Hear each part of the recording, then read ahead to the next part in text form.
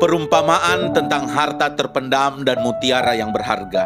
Injil Matius pasal 13 ayat 44-46. Hal kerajaan sorga itu seumpama harta yang terpendam di ladang yang ditemukan orang lalu dipendamkannya lagi. Oleh sebab sukacitanya, pergilah ia menjual seluruh miliknya lalu membeli ladang itu. Demikian pula hal kerajaan sorga itu seumpama seorang pedagang yang mencari mutiara yang indah.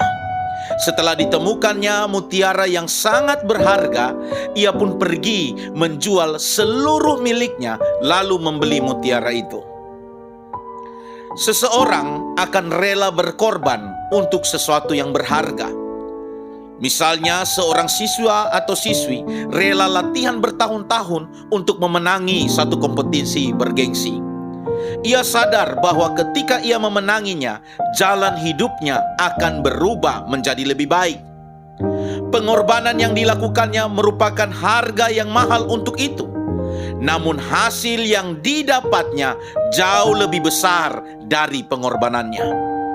Kerajaan Allah diumpamakan seperti harta yang terpendam dan mutiara yang berharga di dalam khotbah atau pengajaran Tuhan Yesus ini. Seseorang rela menjual seluruh miliknya demi mendapatkan harta terpendam yang ditemukannya di suatu ladang. Dan seorang pedagang rela menjual seluruh miliknya untuk membeli mutiara yang indah. Kerajaan Allah itu digambarkan memiliki nilai yang sangat mahal, maka perlu pengorbanan untuk mendapatkannya. Dua orang yang digambarkan dalam Injil Matius sadar betapa berharga kerajaan Allah itu.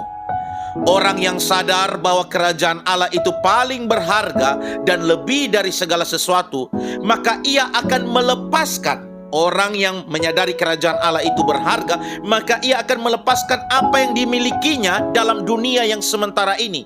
Ya, apa yang dia miliki di dunia ini, dia akan lepaskannya untuk mendapatkan kerajaan tersebut. Kita mungkin belum melihat betapa berharganya kerajaan Allah itu. Banyak orang yang tidak peduli dan bahkan keluar dari kerajaan itu.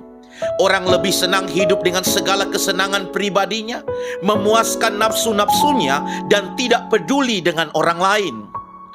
Kerajaan itu, ya, orang yang sadar akan nilai kerajaan Allah itu dengan berani keluar dari dirinya, yaitu sangkal diri. Ia akan melepaskan apa yang dimilikinya. Dan memang untuk mendapatkan kerajaan itu, kita harus melepaskan banyak hal. Kita harus melepaskan kesombongan kita, keegoisan kita, kemunafikan kita, keangkuhan kita, ketamakan atau keserakahan kita, dendam, kepahitan, dan keinginan daging kita. Itulah harga yang harus kita bayar jika ingin mendapatkan mutiara dan harta yang terpendam itu. Proses sangkal diri ini tidak akan berarti apa-apa jika kita sudah mendapatkan harta yang amat berharga.